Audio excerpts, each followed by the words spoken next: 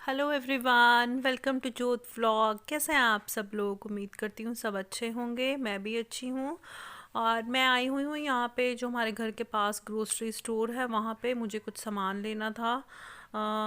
Actually grocery भी ना अब दो तरह की हो गई है। एक तो मेन पल्सेस, ये वो मसाले वाली ग्रोसरी होती है आजकल किचन के लिए।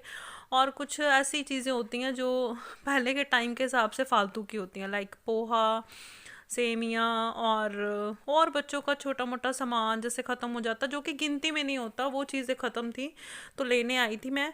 और रिफाइंड भी ख़त्म था मेरा। ऐसी कुछ चीज़ें थी।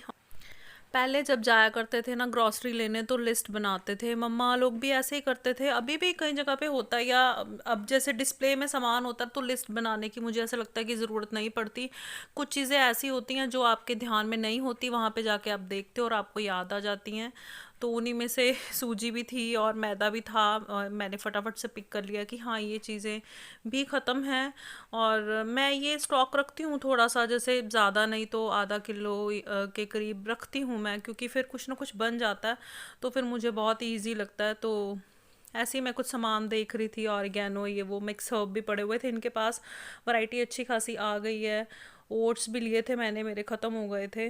तो ऐसा ही कुछ हल्का फुल्का सामान था, जो कि कहने में हल्का फुल्का होता है लेकिन जब बिल बनता तो हैवी बन जाता है इन चीज़ों का। तो वही सामान मैंने लिया और घर पे आ गई थी। और जो सामान मैं लेने गई थी उनमें से मेन जो था, मुझे चाहिए था उड़द धुली हुई दाल, जिसको कि पंजाबी में बोलते हैं माँ तोती दाल। वो मुझे चाहिए थी क्योंकि मुझे दही भल्ले बनाने थे, बहुत दिन से मन कर रहा था दही भल्ले खाने का। और पता है, घर में बन जाए तो क्वांटिटी भी होती है और क्वालिटी भी होती है, दोनों चीज़ें होती हैं। खैर बाजार से भी हम लोग खाते हैं, लेकिन घर पे जो बरकत सी पड़ती है ना, जैसे बड़े से आने कहते हैं कि घर की चीज़ में बरकत होती है, तो वो अच्छी क्वांटिटी में बन जाते हैं। तो दाल मैंने भिगो दी थी और उसके बाद मैं इसे फेंट रही हूँ। मुझे पता है इसको अच्छे से हैंड ब्लेंडर से भी या विस्कर से भी कर सकते हैं, लेकिन ये काम मुझे हाथ से करने में ज़्यादा अच्छा लगता है, क्योंकि ये अच्छे से फ्लफ़ी हो जाती है। और जो भल्ले होते हैं ना, वो तभी फ्लफ़ी बनते हैं जब अच्छे से फेंटे गए हों। तो मैं ये हाथ से ही करती हूँ ये वाला काम। और यहाँ पे मैं इनको अच्छे से फेंट रही हूँ और ये फ्लफ़ी होने स्टार्ट हो गए हैं। और अभी फिर मैं इनको फ्राई कर लूँगी।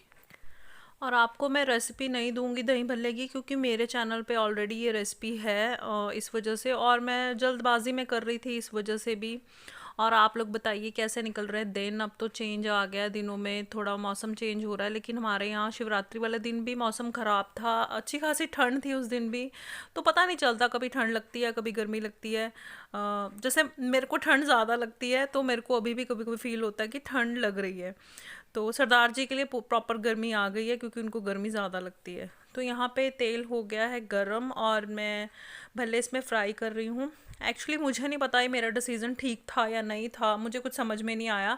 ये लोहे वाली कढ़ाई का जो मैंने ली थी फ्राइंग के लिए, इसमें ना तेल जब भी, मतलब जैसे फर्स्ट टाइम जब तेल डालते हैं, फ्रेश तेल डालते हैं, उसको अगर आप मीडियम हीट पे भी गर्म करो तब भी वो उसका रंग बड़ी जल्दी चेंज हो जाता है, और ऐसे लगता है पता नहीं कितना पुराना ऑयल मैं यूज़ कर रही हूँ।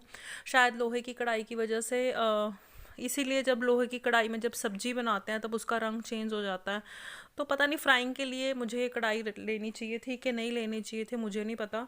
पर जब भी मैं इसमें फ्राई करती हूँ मैं सोचती हूँ कि मैंने इसको क्यों यूज़ किया फ्राइंग के लिए। पर अब लग गई है, तो ये भी है कि थोड़ी बड़ी है ना, तो जब जल्दी वाला काम होता है तो मुझे बहुत इजी लगता है, फटाफट से ज़्यादा सारा रिफाइंड डालो और फटाफट से फ्राई कर लो।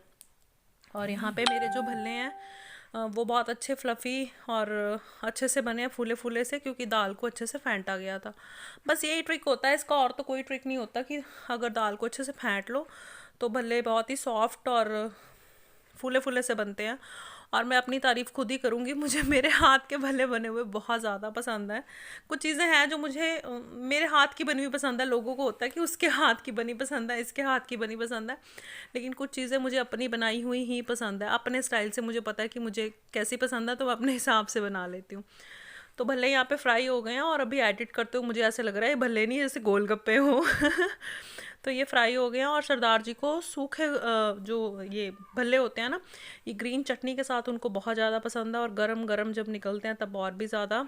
तो मैंने उनको फ़ोन कर दिया था कि जब आओगे तो, मतलब बने हुए हैं, जब आपका चक्कर लगे तो आके खा लेना। तो भले बन चुके हैं, और इनको मैं अभी फ्रेश जो वाटर है, गर्म नहीं किया मैंने क्योंकि भले बिल्कुल फ्रेश थे। इनको मैं सोक करके रख दूँगी पानी में, तो ये सॉफ्ट हो जाएंगे। और फिर जिसको जैसे खाने होंगे, जैसे थोड़े से सूखे रख दूँगी और थोड़े से भिगो के रख दूँगी, तो जिसको दही के साथ खाने होंगे वह दही के साथ खा लेंगे, और बाकी वाले वैसे मतलब चटनी के साथ खा लेंगे। अभी ये जो दूसरे वाला पूर है, पूरी बोलते हैं ना, नेक्स्ट जो भी डालेंगे कढ़ाई में, तो उसको मैं भी फ्राई कर लूँगी। तो जी वो करने के बाद मैं बना रही हूँ मंचूरियन। आप लोग कहेंगे आज क्या स्पेशल है, दही बल्ले मंचूरियन वो आपको आगे पता चलेगा, वीडियो के साथ आप कनेक्टेड रहिए तो आपको पता चल जाएगा। एक्चुअली कढ़ाई में तेल भी चढ़ाया हुआ था, और काफ़ी दिनों से मंचूरियन नहीं बना था, गोभी पड़ी हुई थी। आजकल गोभी खाने का मन नहीं करता, वो उसका उतना फ्लेवर नहीं आता, तो थोड़ा चेंज भी हो जाएगा। इस वजह से मैंने फिर सोचा कि तेल तो गर्म है ही है, ये भी काम कर लेते हैं। तो मैंने इसमें मैदा, और ज़्यादा मसाले मैं नहीं डालती हूँ इसमें, ग्रेवी में जाते हैं मसाले, तो वो मैदा और कलर वगैरह मैंने डाल के उसका मिक्सचर रेडी कर लिया था। और पता है तेल इस टाइम पे बहुत ज़्यादा गर्म था, मैंने सिम नहीं किया। जब 4-5 मंचूरियन की बॉल्स मैंने डाल दी, तब मैंने देखा कि एकदम हाई हीट पे ऑयल है, तो मैंने फिर उसको सिम पे किया, क्योंकि एकदम से फिर कलर चेंज हो जाता है और अंदर से कच्चे रह जाते हैं। और मैंने आपसे कहा था ना, सिर्फ मैंने इसमें भल्ले फ्राई किए हैं, और ऑयल का हाल देखना आप कैसे हो गया, जैसे पता नहीं कितना पुराना ऑयल मैं यूज़ कर रही हूँ।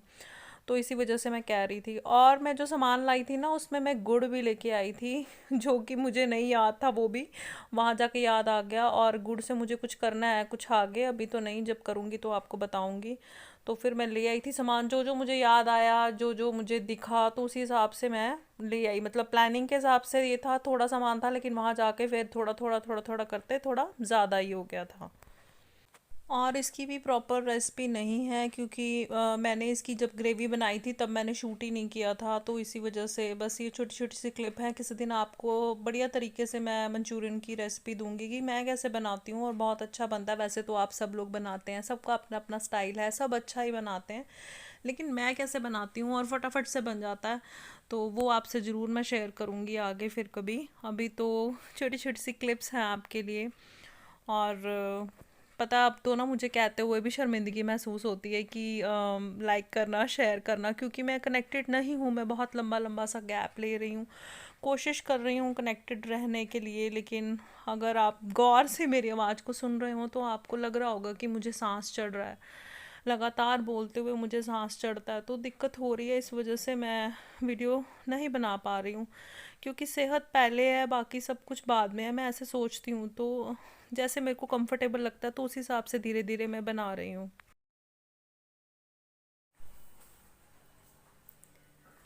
Hello shine.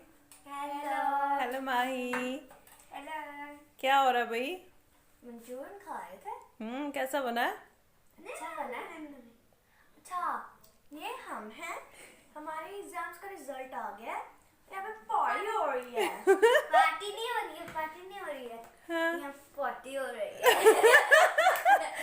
फाइनली हमारी भी पार्टी हो रही है कैसा बना भाई? बहुत टेस्टी। अच्छा बना है। चलो खा लो।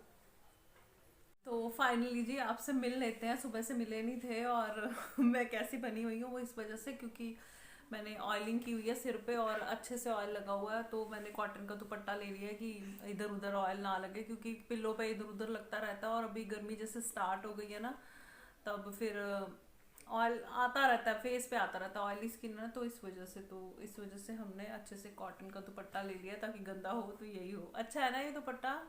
जयपुरी दुपट्टा मुझे बहुत अच्छा लगा था कॉटन का। मैंने दो लिए हैं, एक ही है, एक ग्रीन और मस्टर्ड येलो कलर में, आपको दिखाऊंगी जब लूँगी। बड़े सॉफ्ट है, बहुत अच्छे हैं दुपट्टे। और मंचूरियन खा लिया? अच्छा लगा। चलो जी, फाइनली हमारी भी पाउडरी हो रही है शाइन चली गई अंदर। और मुझे आपसे बात करनी थी, बच्चों का रिजल्ट ऑनलाइन था पहले, ये था कि नहीं ऑनलाइन नहीं था, स्कूल जाके था। सिंगल पेरेंट ने जाना था, बच्चों ने नहीं जाना था, पूरे प्रिकॉशंस लेने थे, हमें मैसेज आ गया था। फिर सडन जैसे सबके साथ हुआ, सब कुछ जैसे बंद हो गया एकदम से, स्कूल्स वगैरह। ऑनलाइन रिजल्ट आया, रिजल्ट आ गया है, और अच्छे मार्क्स आए हैं, अच्छी परसेंटेज आई है, सब कुछ बढ़िया है। मुझे ना इस टॉपिक पे आपसे बात करनी थी। एक्चुअली क्या होता है कि हम लोग ना मतलब जिनके बच्चे अच्छा स्कोर करते हैं, हम लोग ना सोशल मीडिया पे डाल देते हैं, जैसे जो लोग इंस्टा यूज़ करते हैं या फेसबुक यूज़ करते हैं या व्हाट्सअप स्टेटस वगैरह पे डाल देते हैं हम लोग ना कि हमारे बच्चे ने इतना स्कोर किया, इतने परसेंट आए हैं। खुशी की बात है, बच्चे अच्छा स्कोर करें, मेहनत करें, अच्छी बात है। लेकिन मुझे ऐसा लगता है कि ऐसा नहीं करना चाहिए, क्योंकि उससे क्या होता है, हम तो अपनी खुशी मतलब बांट लेते हैं सबसे कि इतने परसेंट मार्क्स आए हैं, लेकिन ये जैसे हमारी ये पांचों उंगलियां बराबर नहीं है। जैसे एक ही माँ के दो बच्चे हों तो उनका आईक्यू लेवल या पढ़ाई का जैसे भी सीन है वो बराबर नहीं होता। तो फिर हम जब सोशल मीडिया पर डालते हैं और जो बच्चे थोड़े पढ़ाई में मतलब ठीक ठीक स्कोर करते हैं, बहुत ज़्यादा अप टू मार्क नहीं उनके मार्क्स आते, तो क्या हो जाता है, एक प्रेशर सा बढ़ जाता है। हम लोग फ्रेंड सर्कल में डिस्कस करते हैं कि इतने परसेंट आए, हम लोग सोशल मीडिया पे डालते हैं, तो वो चीज़ें कई बार गलत चली जाती हैं। और जो बच्चे थोड़ा मीडियोकर होते हैं, देखिए सबका अपना अपना हिसाब किताब होता है, ये अपने बस में भी नहीं होता, तो उनके लिए थोड़ा मुश्किल हो जाता है, घर में प्रेशर बढ़ जाता है। वो होता है ना, वो सबके साथ होता है कि उनके बच्चे कितने मार्क्स आए, आपके क्यों नहीं आए, या वो बच्चा आपसे सुपीरियर है, आप भी मेहनत करो। तो एक कंपैरिजन हो जाता है। जब एक माँ के दो बच्चों का कंपैरिजन नहीं है, तो आपके फ्रेंड सर्कल के साथ आपका कंपैरिजन कैसे हो सकता है? तो मुझे ऐसा लगता है कि वो चीज़ अच्छी नहीं होती। हमें लास्ट मोमेंट तक अपने बच्चों को इनकरेज करना चाहिए एग्ज़ाम तक कि पढ़ो, और प्रेशर डालना एक अलग बात होती है और एनकरेज करना एक अलग बात होती है। एक माँ को पता होता है कि कब बच्चा प्रेशर में है और कब उसको इनकरेज करना है, उसको कैसे हैंडल करना है, एक माँ को अच्छे से पता होता है। वो किसी भी माँ को समझाने की ज़रूरत नहीं होती, वो जानती है अच्छे से। तो मैं ये समझती हूँ कि ये चीज़ें सोशल मीडिया पे नहीं डालनी चाहिए। चाहे आपका बच्चा 99% स्कोर कर रहा है या 59 स्कोर कर रहा है, आप सिर्फ उस पर फोकस कीजिए। उसको ये फील ना हो कि इनसिक्योरिटी, जैसे कि मुझ में कुछ कमी है, ऐसा फील ना हो। वो ज़्यादा प्रायोरिटी होनी चाहिए हम लोगों की अपने बच्चों को लेके, ना कि हम लोग सोशल मीडिया पे डालें और कुछ बच्चे, कुछ फैमिलीज़, कुछ पेरेंट्स डोमिनेट फील करें। मुझे ऐसे लगता है। तो ये चीज़ें डिस्कस नहीं होनी चाहिए, क्योंकि मेरे दोनों बच्चों का भी ऐसे है कि मैं कंपेयर नहीं कर सकती इनका, जैसे ये अलग है वो अलग है, अब हर बच्चे का अलग से होता है। तो मुझे लगता है कि ये चीज़ें डिस्कस सोशल मीडिया पे नहीं होनी चाहिए, किटी पार्टीज़ में नहीं होनी चाहिए, क्योंकि ये वहाँ पे डिस्कस करने वाला मैटर नहीं है। बस मेहनत करते रहिए, आगे बढ़ते रहिए, एक दिन आपको आपका मुकाम ज़रूर मिलेगा, है ना माही, है ना? कंपैरिजन कभी भी किसी से नहीं होता। मैं हरगुन को, शाइन को भी हमेशा ये समझाती हूँ, जैसे वो थोड़ी बड़ी है और ये अभी थोड़ी छोटी है, कि मेहनत करो, अगर अच्छा स्कोर कर रहे हो तो वहीं पे मतलब जुड़े रहो, वहीं पे फिक्स हो जाओ, पीछे नहीं आओ। और अगर आपको लगता है कि आप थोड़ा सा आपको आगे आने की ज़रूरत है, तो उसके लिए मेहनत करो, बस दैट्स इट। जब हो गया एग्ज़ाम तब छोड़ दो, फिर उसको स्ट्रेस नहीं लो, क्योंकि ज़िंदगी यहीं पे ख़त्म नहीं होती, अभी बहुत कुछ है लाइफ में, बड़ा कुछ है। और सच बताऊँ, बच्चे अभी बहुत छोटे हैं, जैसे आजकल तो कंपटीशन इतना ज़्यादा हो गया। आप बताइए, आपको याद था आपके 8th में कितने मार्क्स आए थे, या 7th में आपने कितने परसेंट सेकंड सेमेस्टर में स्कोर किया था, सेकंड टर्म में? नहीं ना। तो हम लोग कैसे प्रेशर डाल सकते हैं बच्चों पे? बहुत अच्छा बच्चों ने परफॉर्म किया, बहुत अच्छे रिजल्ट आए हैं, पर मुझे ऐसा लगता है कि ये चीज़ें डिस्कस नहीं करनी चाहिए, इसलिए मैंने आपसे डिस्कस की है कि ये बातें सोशल मीडिया पे डिस्कस नहीं होनी चाहिए। तो जी, हमारी पाउडरी हो चुकी है, इस वीडियो का करते हैं यहीं पे एंड। मिलते हैं नई वीडियो में आपके साथ, तब तक अपना और अपनी फैमिली का रखिए ख्याल। Bye bye.